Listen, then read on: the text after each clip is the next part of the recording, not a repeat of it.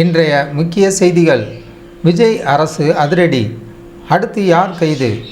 பிடிவாரண்ட் பிறப்பித்த நீதிமன்றம். திமுக முன்னாள் அமைச்சர் பொன்முடியை கைது செய்து ஆஜர்படுத்த உத்தரவு. சைவ மற்றும் வைணவ சமயங்கள் குறித்தும் பெண்கள் குறித்தும் அமைந்திருந்ததாக கூறி கைது செய்ய உத்தரவு. வணக்கம் நேயர்களே, அரசியல் மற்றும் சட்டத்துறை சார்ந்த முக்கிய நிகழ்வுகளை உடனுக்குடன் வழங்கி வரும் நமது சேனலின் இன்று நாம் பார்க்கவிருக்கும் மிக முக்கியமான மற்றும் பரபரப்பான சட்ட நடவடிக்கை குறித்த விரிவான பார்வை. தமிழக அரசியலில் தொடர்ந்து பேசப்பட்டு வரும் விவகாரங்களில் ஒன்றான முன்னாள் அமைச்சர் பொன்முடி அவர்களுக்கு எதிரான வழக்கில் சென்னை ஜார்ஜ் டவுன் நீதிமன்றம் பிறப்பித்துள்ள புதிய உத்தரவு தற்போது அரசியல் மற்றும் சட்ட வட்டாரத்தில் பெரும் கவனத்தை ஈர்த்துள்ளது.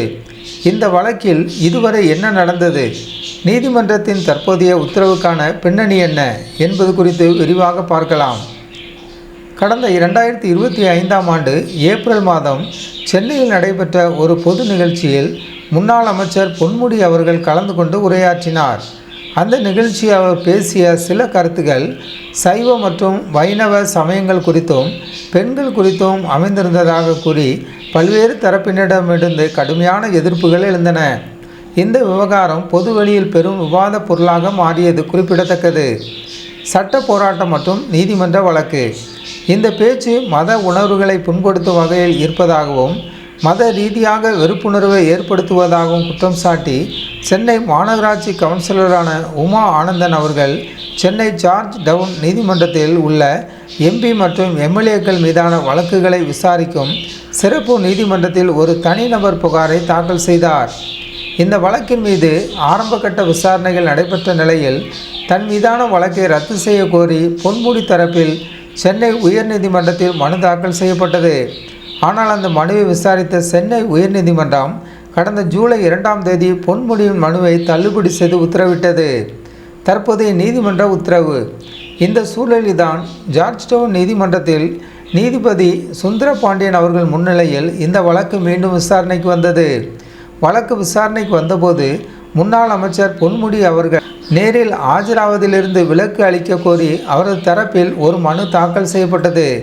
ஆனால் அந்த மனுவை நீதிபதி தள்ளுபடி செய்தார். முக்கிய உத்தரவு. நீதிமன்றத்தின் தொடர்ச்சியான உத்தரவுகளை மதிக்காமல் விசாரணைக்கு ஆஜராகாததை கருத்தில் கொண்டு முன்னாள் அமைச்சர் பொன்முடியை வரும் செப்டம்பர் 2ஆம் தேதிக்குள் கைது செய்து நீதிமன்றத்தில் ஆஜர்படுத்தும்படி காவல்துறைக்கு நீதிபதி உத்தரவிட்டுள்ளார். இதனால் இந்த வழக்கு வரும் செப்டம்பர் 2ஆம் தேதி ஒத்திவைக்கப்பட்டுள்ளது. நடுநிலையான ஆய்வு. இந்திய சட்ட அமைப்பின்படி நீதிமன்றங்களில் நடைபெறும் வழக்கு விசாரணைகளில் சம்பந்தப்பட்ட நபர்கள் உரிய முறையில் ஆஜராக வேண்டும் என்பது கட்டாயமான விதிமுறையாகும்.